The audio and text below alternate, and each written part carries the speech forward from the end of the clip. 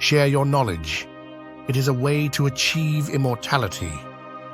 Once a year, go somewhere you've never been before.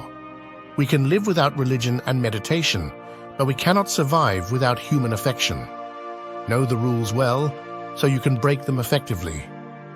Although you may not always be able to avoid difficult situations, you can modify the extent to which you can suffer by how you choose to respond to the situation. When we feel love and kindness towards others, it not only makes others feel loved and cared for, but it also helps us to develop inner happiness and peace. Whether one is rich or poor, educated or illiterate, religious or non-believing, man or woman, black, white or brown, we are all the same. Physically, emotionally, and mentally, we are all equal. We all share basic needs for food, shelter, safety, and love. We all aspire to happiness, and we all shun suffering. Each of us has hopes, worries, fears, and dreams. Each of us wants the best for our family and loved ones. We all experience pain when we suffer loss and joy when we achieve what we seek. On this fundamental level, religion, ethnicity, culture, and language make no difference. If you want others to be happy, practice compassion. If you want to be happy, practice compassion. Sometimes one creates a dynamic impression by saying something, and sometimes one creates as significant of an impression by remaining silent. As people alive today, we must consider future generations. A clean environment is a human right like any other. It is, therefore, part of our responsibility toward others to ensure that the world we pass on is as healthy, if not healthier, than we found it. Happiness is not something ready-made, it comes from your own actions. We begin from the recognition that all beings cherish happiness and do not want to suffer. It then becomes both morally wrong and pragmatically unwise to pursue only one's own happiness, oblivious to the feelings and aspirations of all others who surround us as members of the same human family. The wiser course is to think of others when pursuing our own happiness. Give the ones you love wings to fly, roots to come back, and reasons to stay. I believe compassion to be one of the few things we can practice that will bring immediate and long-term happiness to our lives.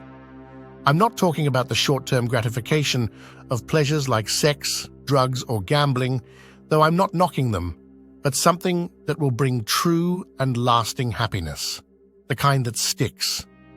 The goal is not to be better than the other man, but your previous self. My religion is very simple. My religion is kindness. Cultivating a close, warm-hearted feeling for others automatically puts the mind at ease. It helps remove whatever fears or insecurities we may have and gives us the strength to cope with any obstacles we encounter. It is the principal source of success in life. Since we are not solely material creatures, it is a mistake to place all our hopes for happiness on external development alone. The key is to develop inner peace. People take different roads seeking fulfillment and happiness. Just because they're not on your road doesn't mean they've gotten lost. The true hero is one who conquers his own anger and hatred.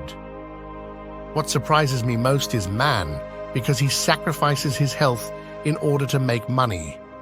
Then he sacrifices money to recuperate his health. And then he is so anxious about the future that he doesn't enjoy the present. The result being, he doesn't live in the present or the future. He lives as if he's never going to die, and then he dies, having never really lived. Love and compassion are the true religions to me, but to develop this, we do not need to believe in any religion. If you think you are too small to make a difference, try sleeping with a mosquito.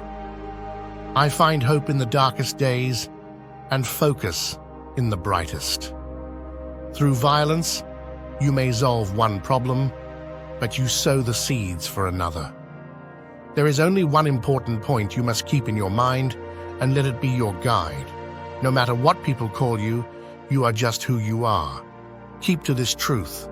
You must ask yourself how you want to live your life.